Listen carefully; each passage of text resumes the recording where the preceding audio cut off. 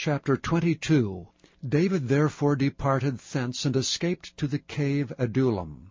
And when his brethren and all his father's house heard it, they went down thither to him. And every one that was in distress, and every one that was in debt, and every one that was discontented, gathered themselves unto him, and he became a captain over them. And there were with him about 400 men.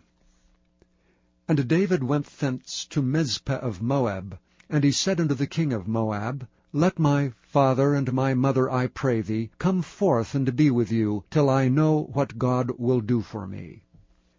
And he brought them before the king of Moab, and they dwelt with him all the while that David was in the hold. And the prophet Gad said unto David, Abide not in the hold, depart, and get thee into the land of Judah. Then David departed, and came into the forest of Hareth. When Saul heard that David was discovered, and the men that were with him, now Saul abode in Gibeah, under a tree in Ramah, having his spear in his hand, and all his servants were standing about him. Then Saul said unto his servants that stood about him, Hear now, ye Benjamites, will the son of Jesse give every one of you fields and vineyards, and make you all captains of thousands and captains of hundreds, that all of you have conspired against me? And there is none that showeth me that my son hath made a league with the son of Jesse? And there is none of you that is sorry for me, or showeth unto me that my son hath stirred up my servant against me to lie in wait as at this day?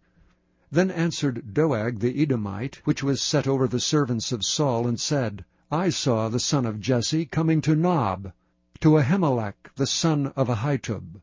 And he enquired the Lord for him, and gave him victuals, and gave him the sword of Goliath the Philistine.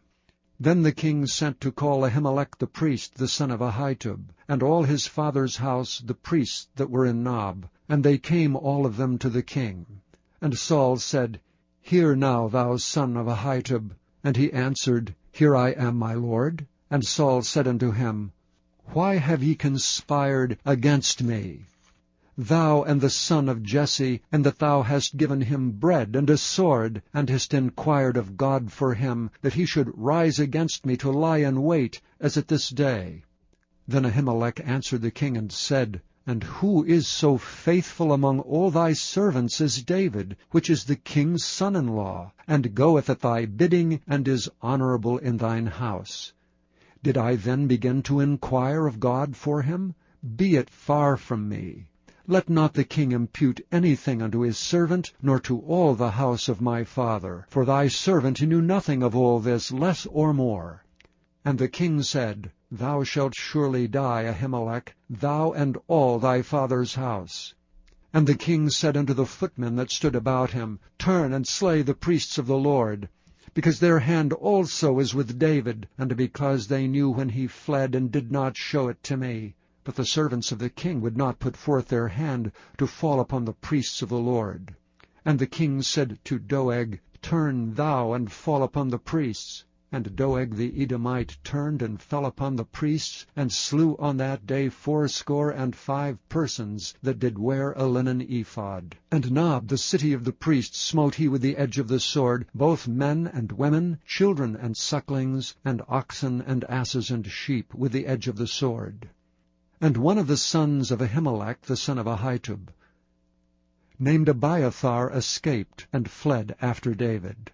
And Abiathar showed David that Saul had slain the Lord's priests. And David said unto Abiathar, I knew it that day, when Doeg the Edomite was there, that he would surely tell Saul, I have occasioned the death of all the persons of thy father's house.